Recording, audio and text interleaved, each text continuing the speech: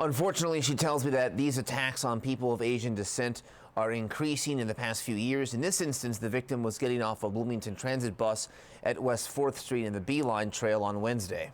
I think hate crime is a disease that, this country is facing. President of the Asian American Alliance, Rupal Tanawala, says the attack on an Asian American student at IU hits her even harder because the victim is from Carmel. This is a girl who is from our hometown, but the person assumed that she is from China. That means she can just hurt her. Bloomington police charged 56-year-old Billy Davis with attempted murder. Police say as the 18-year-old victim tried to get off a transit bus, Davis struck her repeatedly in the head. Stab wounds were also discovered on her head.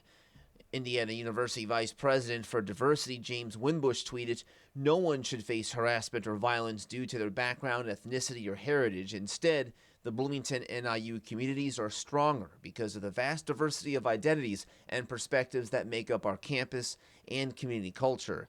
And Mayor John Hamilton sent out a statement that read in part, "Following the brutal attack of a member of our community, I want to state categorically that here in the city of Bloomington, we deplore any form of racism and discrimination, especially hate-based violence. This behavior is not acceptable and will be dealt with accordingly."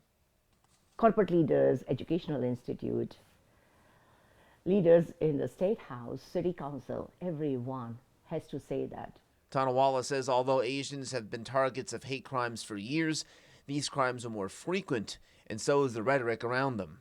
And with the pandemic, there has been a narration that COVID was brought here by Chinese. Tanawala says lawmakers need to go back and strengthen Indiana's hate crimes law that was passed a few years ago because it doesn't do enough to discourage this kind of violence.